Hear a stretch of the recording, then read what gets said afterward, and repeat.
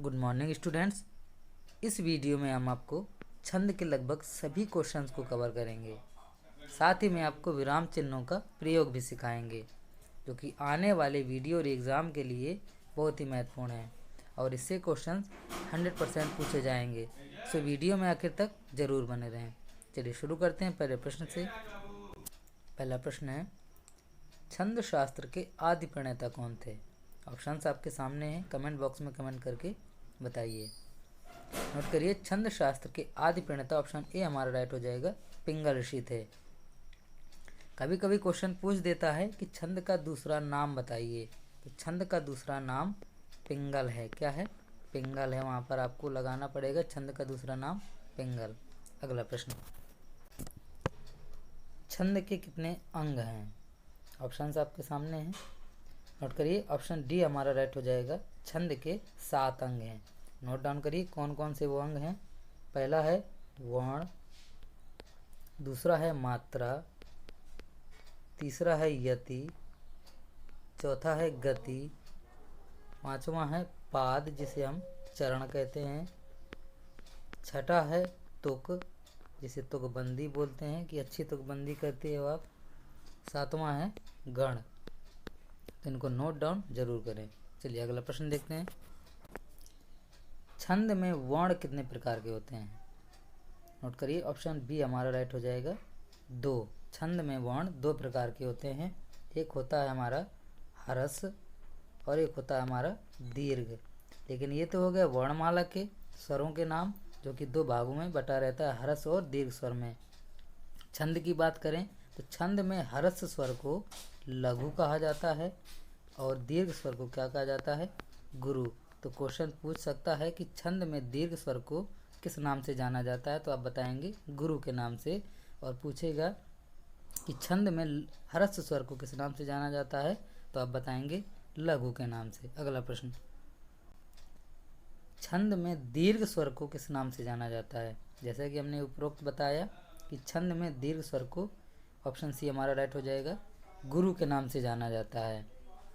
और लघु, आपको ये भी बता दें कि लघु वर्ण की केवल एक मात्रा गिनी जाती है और दीर्घ वर्ण की, जिसे हम गुरु के नाम से जानते हैं, उसकी 2 मात्राएं गिनी जाती हैं। इस प्रकार से ये 2 मात्राएं हो गई, ये 1 मात्राएं हो गई। मात्राओं को ज्ञान भी करा देते हैं। जैसे लघु में क्या होता है? आ, ई, उ और री। रा पे ऋषि हमारे क्या होते हैं? 4 लघु स्वर होते हैं।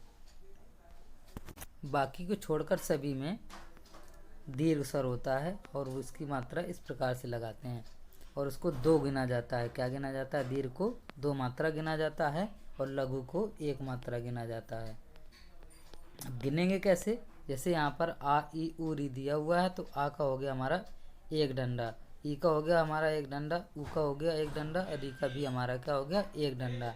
अब यहाँ पर जैसे आपको ये सब ना दे करके कभी जैसे दिया रहता है गामा, गामा दिया है। अब इसमें हमको गिनना है कि कितनी मात्राएं हैं।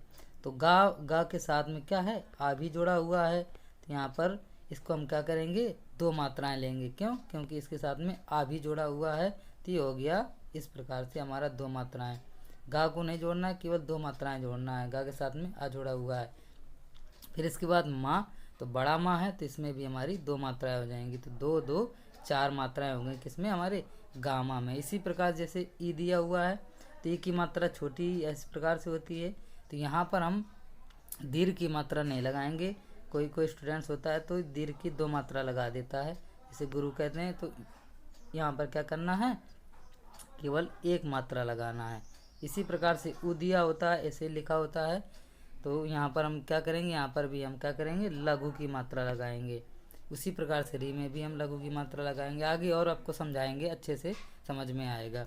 अगला प्रश्न, छंद पढ़ते समय आने वाले विराम को क्या कहते हैं? ऑप्शंस आपके सामने हैं, नोट करिए। ऑप्शन बी हमारा राइट हो जाएगा, यति कहते हैं। छंद को पढ़ते समय प्रत्येक चरण के अंत में एक ठहराव आता है और इस ठहराव को हम क्या कहते हैं? यति कहते हैं। अगला प्रश्न, चरण के अंत में आने वाले समान वर्णों को क्या कहते हैं? ऑप्शंस आपके सामने हैं, नोट करिए। ऑप्शन सी हमारा राइट हो जाएगा। तुक कहते हैं। क्या कहते हैं? तुक। चरण के अंत में आने वाले समान वर्णों को तुक कहा जाता है। जैसे जाके, ताके, जाके, इस प्रकार से, या जासू तासू। क्या होता है? जासू तासू। कभी कभी बहुत से लोग बुजुर्ग जो होते हैं तो बोल देते हैं कि बहुत अच्छी आपने तुकबंदी करी है, तो तुकबंदी ही तुक कहलाता है हमारा। अगला प्रश्न, जिस छंद में 4 चरण और 16 मात्राएं होती हैं क्या कहलाता है? ऑप्शंस आपके सामने कमेंट में कमेंट करके बताइए। नोट करिए, ऑप्शन डी हमारा राइट हो जाएगा, चौपाई। जिस छंद में 4 चरण और 16 मात्राएं होती हैं वो हमारा चौपाई छंद कहलाता है। और चौपाई एक प्रकार का सममात्रिक छंद है। क्या है? सममात्रिक छंद है। और इस छंद के अंत में दीर्घ स्वर, जिसे हम क्या कहते हैं? गुरु। क्या कहते हैं? गुरु। गुरु, 2 गुरु का आना क्या है? शुभ माना जाता है। तो कभी कभी क्वेश्चंस में पूछ भी देता है कि किस छंद के अंत में 2 गुरु पाए जाते हैं, तो आपको बताना होगा कि चौपाई छंद के अंत में 2 गुरु आते हैं। अगला प्रश्न, कविता के कर्ण मधुर प्रवाह को क्या कहते हैं? ऑप्शंस आपके सामने हैं, कमेंट बॉक्स में कमेंट करके जरूर बताइए। कविता के कर्ण मधुर प्रवाह को ऑप्शन बी हमारा राइट हो जाएगा, गति कहते हैं। क्या कहते हैं? गति कहते हैं। अगला प्रश्न, छंद के कितने भेद हैं? आपको बता दें, छंद के मुख्यतः 2 भेद माने गए हैं। ऑप्शन बी हमारा राइट हो जाएगा, एक मात्रिक और एक वर्णिक। कौन सा? एक मात्रिक और एक वर्णिक छंद। अगला प्रश्न, मात्रिक छंद के कितने प्रकार हैं? ऑप्शंस आपके सामने हैं, कमेंट बॉक्स में कमेंट करके बताइए। नोट करिए, मात्रिक छंद के ऑप्शन सी हमारा राइट हो जाएगा। 3 प्रकार हैं। मात्रिक और वर्णिक दोनों के ही 3 प्रकार होते हैं। कौन कौन से? नोट करिए, सम, अर्धसम, सम और अर्धसम, सम, अर्धसम और विषम। अगला प्रश्न, छंद के चतुर्थांश को क्या कहते हैं? नोट करिए, ऑप्शन सी हमारा राइट हो जाएगा, पाद या चरण कहते हैं। और आपको ये भी बता दें कि प्रत्येक छंद में कम से कम 4 चरण जरूर होते हैं। यदि 4 से वो कम है तो वो क्या है? हमारा छंद नहीं है। ये भी आपको ध्यान रखना है। अगला प्रश्न, 3 वर्णों के समूह को क्या कहते हैं? नोट करिए, ऑप्शन ए हमारा राइट हो जाएगा, 3 वर्णों के समूह को गण कहते हैं। और गणों की संख्या 8 मानी गई है। अगला प्रश्न, सममात्रिक छंद निम्न में कौन है? नोट करिए, ऑप्शन सी हमारा राइट हो जाएगा, चौपाई। चौपाई एक सममात्रिक छंद है, जैसा कि उपरोक्त हमने बताया था। और दोहा का उल्टा सोठा होता है, तो दोहा और सोठा दोनों क्या हैं? अर्ध सममात्रिक छंद हैं। क्या हैं? अर्ध सममात्रिक छंद हैं। कौन से हैं?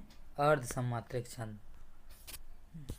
वीडियो में बने रहें, हम आपको आगे सममात्रिक, अर्ध सममात्रिक और विषम मात्रिक छंद की पहचान करना भी सिखाएंगे। अगला प्रश्न, चौपाई के प्रत्येक चरण में कितनी मात्राएं होती हैं? जैसा कि उपरोक्त प्रश्न हमने करवाया कि चौपाई में 4 चरण होते हैं और 16 मात्राएं होती हैं। ऑप्शन ए हमारा राइट हो जाएगा। और ये क्या है? सममात्रिक छंद है। कौन सा? ये एक सममात्रिक छंद है। अगला प्रश्न, हरि गीतिका के प्रत्येक चरण में कितनी मात्राएं होती हैं? ऑप्शंस आपके सामने है, कमेंट बॉक्स में कमेंट करके बताएं। हरि गीतिका के प्रत्येक चरण में ऑप्शन डी हमारा राइट हो जाएगा, 28 मात्राएं होती हैं। और हरि गीत का एक सममात्रिक छंद है। कौन सा? हरि गीत का एक सममात्रिक छंद है। अगला प्रश्न, गीतिका, जिसे गीत भी कहते हैं, कि प्रत्येक चरण में कितनी मात्राएं होती हैं? नोट करिए, ऑप्शन सी हमारा राइट हो जाएगा, 26। 26 मात्राएं होती हैं। और यह एक सममात्रिक छंद है। क्या है? सममात्रिक छंद है। इसमें 14 और 12 पर क्या होती है, यति होती है। ये भी पूछता है क्वेश्चन कि 14 और 12 पर यति किस छंद में होते हैं, तो आप बताएंगे गीतिका में होते हैं। और इसकी एक और पहचान होती है कि अंत में लघु और गुरु दोनों पाए जाते हैं।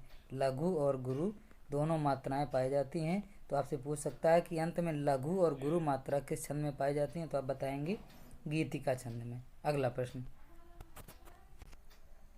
रोला के प्रत्येक चरण में कितनी मात्राएं होती हैं? ऑप्शन आपके सामने, कमेंट बॉक्स में कमेंट करके बताइए। नोट करिए, रोला के प्रत्येक चरण में 24 मात्राएं, ऑप्शन बी हमारा राइट हो जाएगा, 24 मात्राएं होती हैं। और इसमें रोला में क्या है, 4 चरण होते हैं। तो आपसे ये भी पूछता है कि 4 चरण किस छंद में पाए जाते हैं, तो रोला में पाए जाते हैं और एक चौपाई में भी पाए जाते हैं, हमने बताया था। अगला प्रश्न, सममात्रिक छंद कुल कितने हैं? नोट करिए, ऑप्शन डी हमारा राइट हो जाएगा, 4। सममात्रिक छंद कितने हैं? 4 हैं। नोट करिए, पहला चौपाई, पहला क्या है, चौपाई, दूसरा रोला, तीसरा गीतिका, चौथा क्या है, हरि गीतिका। क्या है, हरि गीतिका। तो ये क्या है, हमारे सभी सममात्रिक छंद हैं। अगला प्रश्न, अर्ध सममात्रिक छंद निम्न में से कौन है?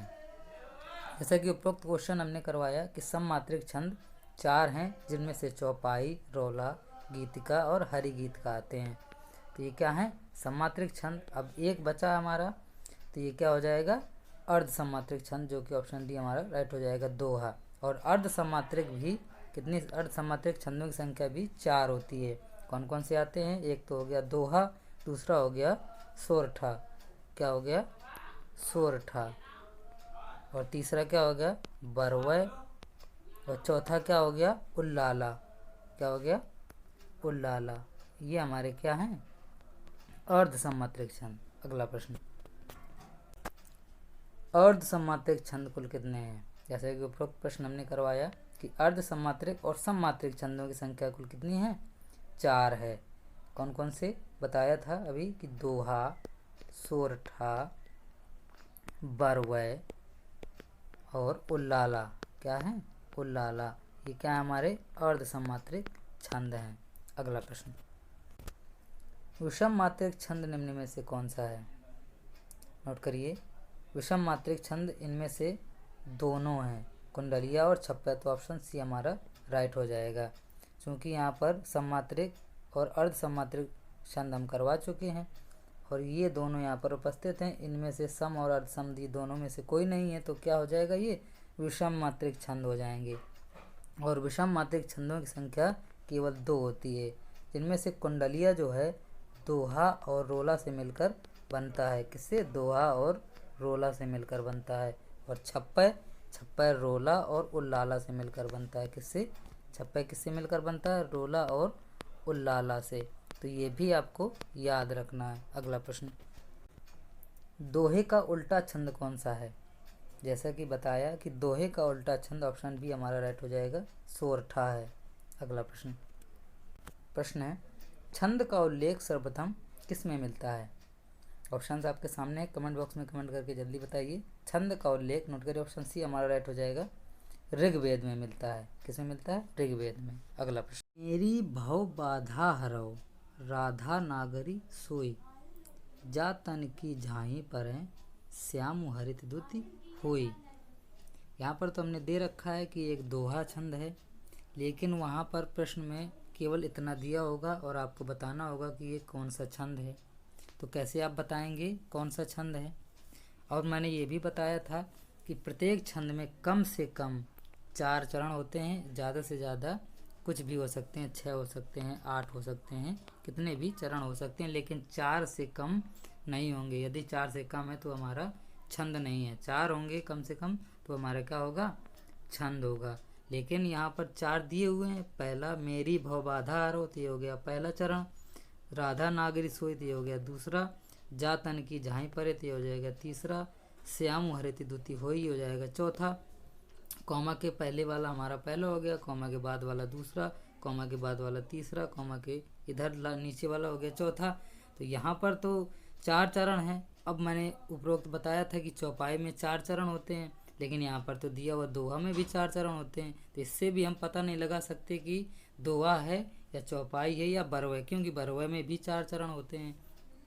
अब कैसे पता लगाएंगे? अब एक ही रास्ता है, पहले इसको पढ़ते हैं। क्या दिया हुआ है? इसके प्रथम और तृतीय चरण में 13-13 मात्राएं होती हैं। प्रथम और तृतीय चरण में क्या है? 13-13 मात्राएं। तो मात्राएं गिन लेते हैं। मैंने मात्राओं को बताया था कि आ, ई, उ और रा पे ऋषि और चंद्र बिंदु, इनको हम क्या करते हैं?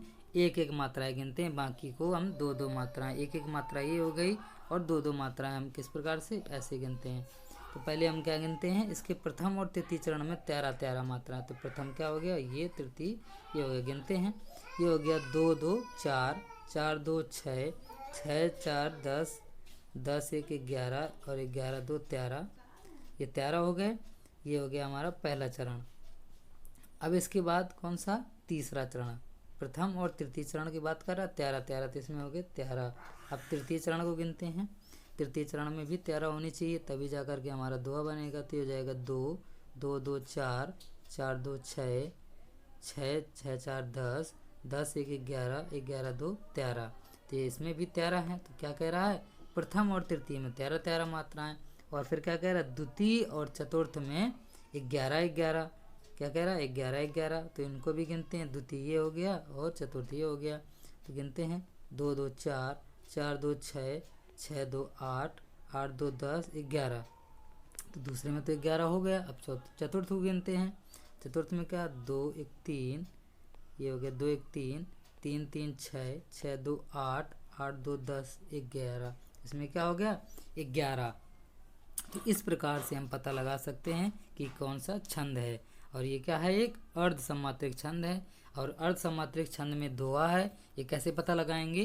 कि पहले और तृतीय चरण में 13-13 और द्वितीय और चतुर्थ चरण में 11-11 मात्राएं होंगी। तो हम क्या करेंगे? वहाँ पर लगाएंगे, ऑप्शन टिक करेंगे कि कौन सा चरण है, ये कौन सा छंद है? तो दोहा। अगला प्रश्न। आई होप कि आपको समझ में आया होगा।